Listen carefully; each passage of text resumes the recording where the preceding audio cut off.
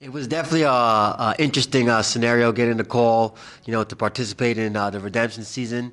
Um, the first thing I thought in my mind is, all right, but what do I really have to redeem? I kind of won the whole entire thing, so it was a little bit weird. Then they told me to wait, and that was the biggest aha moment. I haven't been 170 since I was probably like in sixth grade, so it was very weird, a little bit of mixed emotion because I vowed I would never do anything like that again. My vision of being on TUF was going to be being a coach, not participating ever again. Never again. I vowed to myself there's no way, no chance that I'll ever do that, put my family through that again. And only way I would do it would be like a coach where I actually have some kind of, communication with the outside world.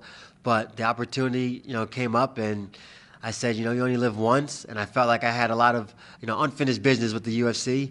So I gave it a shot. I think it's harder than any UFC fight that you'll ever have. Just the whole, the whole entire scenario. It's tough. And speaking of guys that are in the UFC, like you said, James Krause, he absolutely said this is one of the toughest things he's ever done in his life, and he doesn't know if he'll ever do it again. And I won it already, so there was really no where up I could not possibly go. I could have took a couple fights outside of the UFC and then get a shot, back in the UFC. But for me, it was just more about not the winning. I just felt like I had a lot of unfinished business, with the UFC, and I didn't feel like I reached nowhere near my potential. So that's why that was my redemption. Right. This time around, all the guys were seasoned veterans. Some of these guys, I probably had the least amount of experience in the whole entire house. When I look at it like total fight wise, so believe it or not, I was the guy that was reaching out, for hey this, hey that, especially being that I was 170. I've never made that weight before, so it was a whole new world for me. And being away from my comfort zone, being away from my house, being away from my nutritionist, being away from my team, it was nerve wracking, and that I think was played a good part.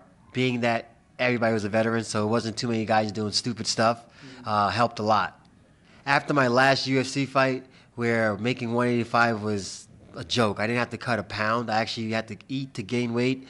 I had in the back of my mind that I was going to have to, go down to 170 because I was just giving up way too much size. I'm vertically challenged as is at 185, so I knew 170 would be a home for me, and I changed my whole entire lifestyle. So before the actual call on my vision board, I had 170-pound champion on there, and I started to just eat healthy. But the whole process for me was difficult. It took me 30, 90 days before I even got on the show to get that weight down the right way, because I've done it the wrong way for so many, years of my career. I didn't want to put that myself through that. Yeah.